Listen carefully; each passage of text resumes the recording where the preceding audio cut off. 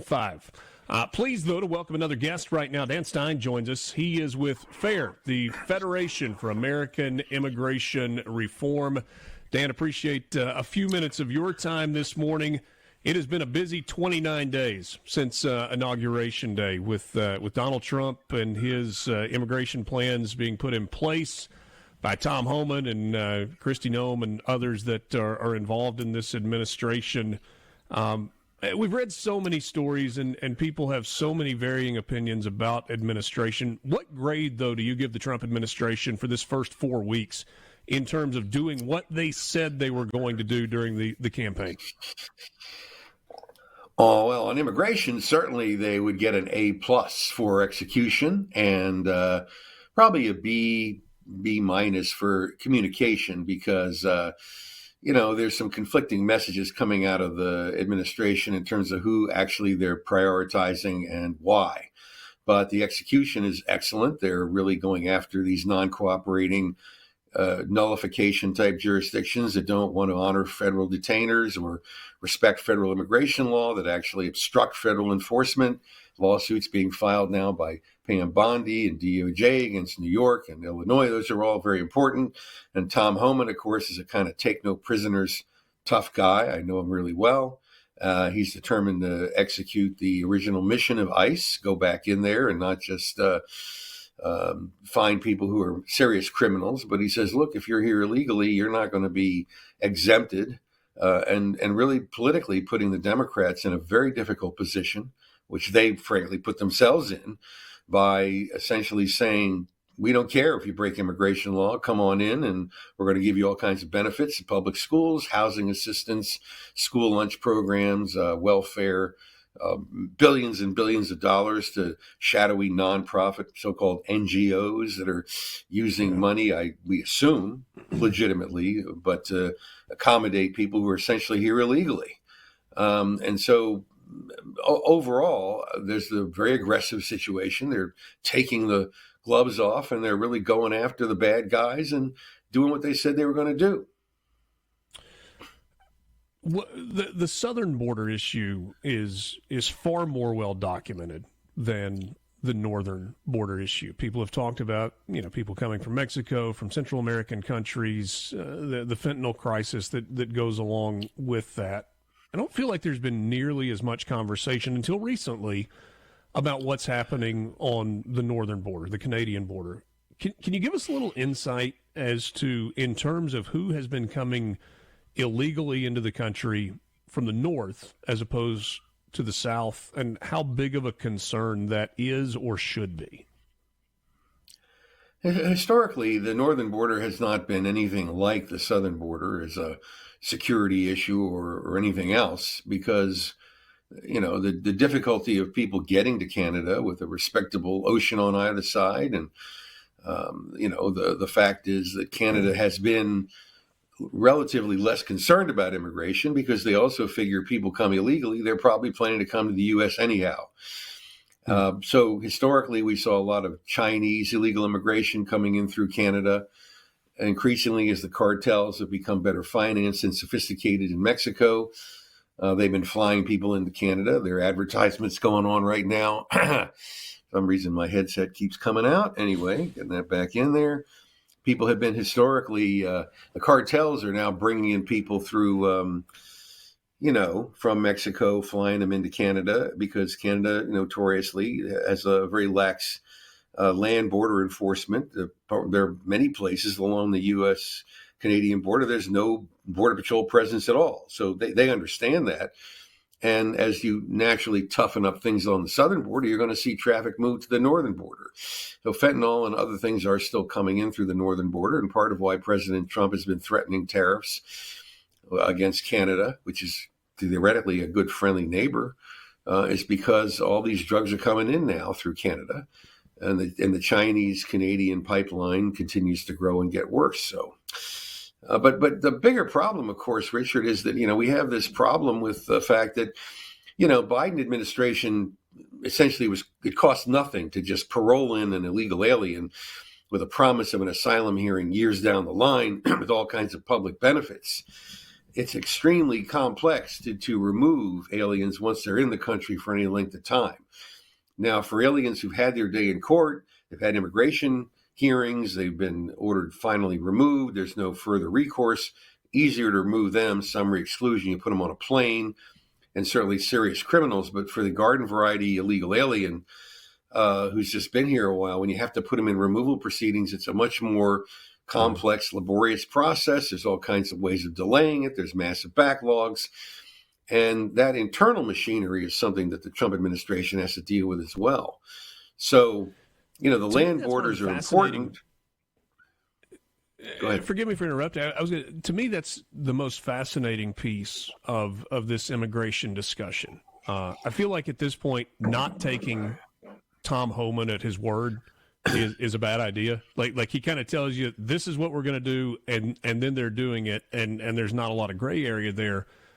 But my thought all along, as we were going through the campaign season and we were talking about deporting illegal aliens, was they're going to focus on the violent ones. They're going to focus on the criminals. There's not going to be as big a focus on the people who have been living here in the United States, who are working, many of whom are paying taxes themselves. That's not going to be nearly as big a part of the process.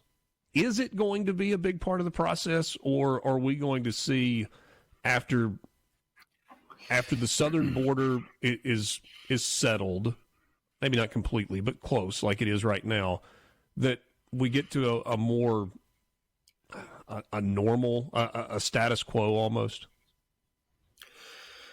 Hopefully not. The problem with basically saying we're going to only go after the bad guys is, first of all, politicians who are basically chicken are going to resort to that cover and say, oh, don't worry, they're only deporting criminal aliens, people who are serious murderers, rapists, that kind of stuff. And remember that the Biden administration took the position of, well, we're going to prioritize based on resources the bad guys. Well, that was a signal all around the world that if you're not a bad guy, if you will, if you're not a criminal who commits independent crimes, it's okay to keep trying to get into the U.S., which is what exactly happened under Biden. So you don't want the Trump administration to communicate the same messaging.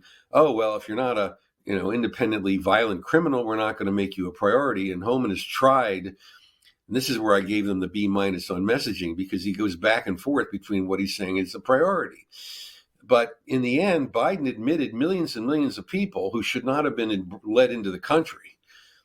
And they're here under parole, they're here under asylum, all these illegal programs that he created as essentially a secondary immigration program. It was a complete fraud on the American people to parole in an alien, give them a hearing date for an asylum hearing years down the line, and then push Congress to pass an amnesty program, knowing they were never going to go home. And so theoretically, I guess if they seal the borders and then they only go after criminals and then let everybody else stay, that's not a status quo that's tenable.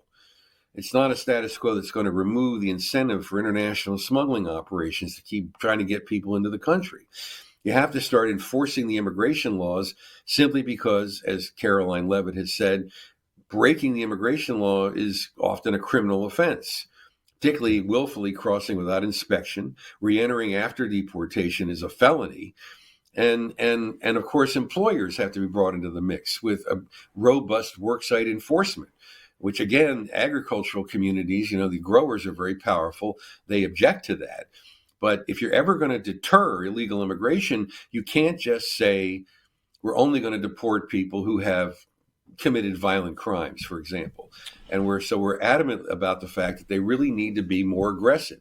After an initial effort to get rid of people with final orders of removal and serious criminals and going after sanctuary jurisdictions, it's time to get to the rest of them and start removing people who are simply here in violation of immigration law. Dan, you got time to hang with us for a couple more minutes? Yeah, sure. Dan Stein, president of FAIR, the Federation for American Immigration Reform. We are going to give Dan Stein the power of the pen when we come back. We are going to let him spell out what United States immigration policy should be that makes sense for this country. We'll do that on the other side of this break. Mornings with Richard Cross, Super Talk, Mississippi. We're back with you. Don't forget, you can join the conversation. C-Spire text line, 601-879-4395. Glad to have you along this morning. Mornings with Richard Cross on Super Talk, Mississippi. Dan Stein is my guest. He's the president of the Federation for American Immigration Reform, FAIR. And I said we were going to give you the power of the pen before the break. You know, one of the great things historically about the United States is that, you know, we look different and we come from different places and we come from different backgrounds, and legal immigration through our nation's history has been kind of one of the bedrocks of what makes us what we are. This is obviously a very different time when we're talking about illegal immigration and unchecked illegals coming in, and just a flood to our system and the economy and everything that goes with it. So in terms of crafting the perfect or close to perfect immigration policy for the United States, what does that look like for you? If I said, you draw it up, Congress is going to pass it, there's not going to be a lot of pushback, what does a comprehensive policy look like? That's a good question, Richard. And, you know, since I started working on this subject now about 43 years ago, the world population's increased by 3 billion, 3.5 billion people, billions. And, you know, in 1776, the population of the world was very small. The average person had no ability to go anywhere more than 10 miles away from their home their whole lifetime. This is a very different world. You've got hundreds of millions of people on the move every day. There's billions of people who want to move to a handful of wealthy countries. And the reality is, you know, new occasions teach new duties, and we have to disenthrall ourselves from the mythology of some of the bromides that you started the little segment here with, which is basically, you know, yes, we're a nation of immigrants, we're a nation of settlers. Different small groups came early. We populated a continent with maybe 50,000 immigrants coming a year. That what's happening today is historically unprecedented, and the immigration system is overloaded by way too many people trying to use it. And the reality that special interests try to use immigration to lower labor costs and incentivize it. And then you have family preference categories that essentially say if you give somebody a green card and then citizenship, they get to petition a whole bunch of relatives. And so we have all these super highways of non-immigrants, illegal aliens, and others pouring into the country. And then this bottleneck of relatively fixed number of green cards that Congress set up for an immigration system that was much lower. And now you have these massive backlogs. And you have all this political pressure coming from different angles. So you have to move the system back into something that's rectified to reduce the overall flow of people coming in and out of the country. Recognizing you need tourism and other things, if you want to have annual immigration rates of between 500,000 and 1 million, which would make sense for a country this big, you have to reduce the long-term non-immigrant or visa categories of foreign workers. I mean, almost all the new jobs under Biden's administration went to foreign workers. To the extent Americans were getting any jobs, they were getting jobs in the government. Now Trump's firing government workers. He's firing U.S. citizens, and you have all these foreign workers in the labor force. And Americans need to find good jobs, good paying jobs. They're not going to find them unless you reduce foreign worker flows. You have to reform the non-immigrant visa program, dramatically reduce these foreign worker categories. You also have to stop family chain migration. The preference system should say, if a company really needs someone with extraordinary merit and ability whose productive potential will expand the U.S. economy, you tell that person, you come in, you can bring your spouse, your unmarried minor children. But if you want to visit Uncle Harry and Aunt Harriet, you're going to have to fly back home, right? Because it's very easy to fly back home all over the world right now. There's no reason why you should be bringing all these relatives. Okay, this isn't 1830, right, where you're never going to see the old country again. And then you set an annual cap, 300, 400,000 permanent visas, and you have very limited stays for non-immigrant visa holders. They have to maintain their intention to return back home. Foreign students have to go back home instead of making this thing a cheap labor gravy train for the tech companies.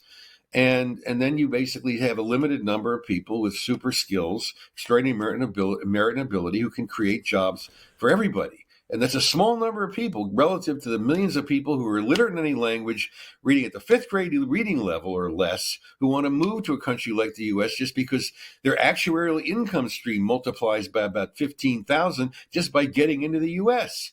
Why wouldn't they want to come? Citizenship process. But we can't do that. Is there still a citizenship process in your mind?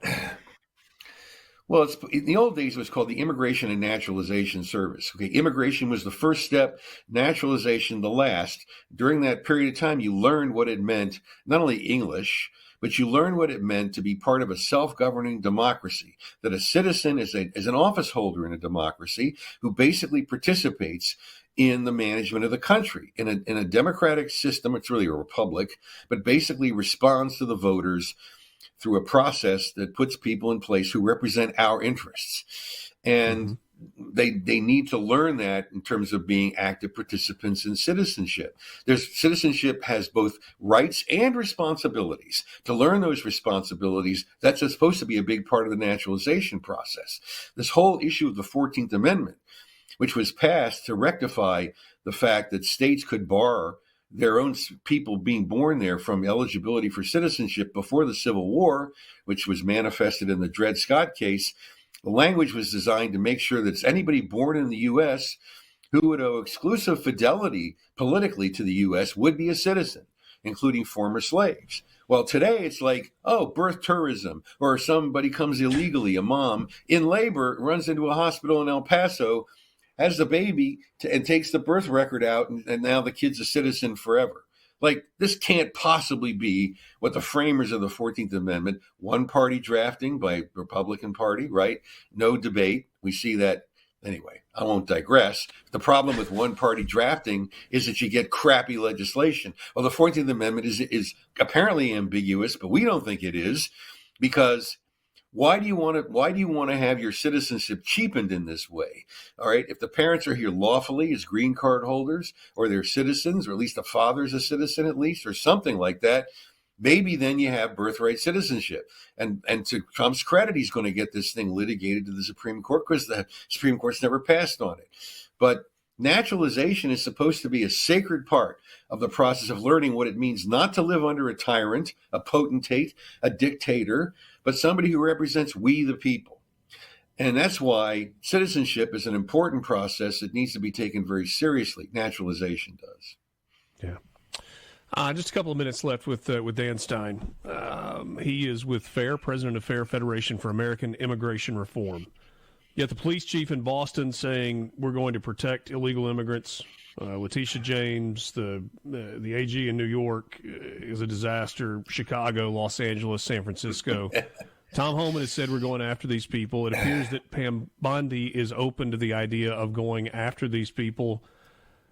Are we going to see the police chief in Boston, the attorney general in New York, in jail? Well, obstructing immigration law enforcement is a felony. There's something called felony harboring under the immigration law. You do anything to facilitate somebody here illegally remaining, secrete them from governing authorities, federal authorities. That's a felony. Tom Homan mentions that all the time. And these so-called non-cooperating jurisdictions, sanctuary they call them. I mean, remember that illegal immigration is a form of cheap, exploitable labor. It's not in many ways that much different from the institution of slavery.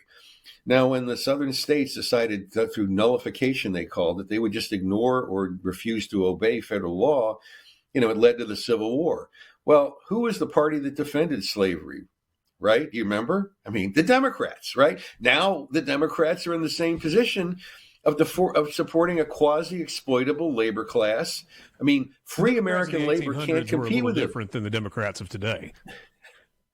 Well, frankly, on this issue, not much, because in the end, they're putting themselves in the position of saying, you can't take who's gonna, serve us food in restaurants? Who's gonna bus our tables? Who's gonna pick our crops? I mean, they say this stuff now. The Democratic Party used to be a pro-labor union party. Remember, the Democrats' position on immigration was strong border control from Franklin Roosevelt all the way up through the beginning of the Clinton administration, because they had a strong labor party, strong labor background, unionized labor.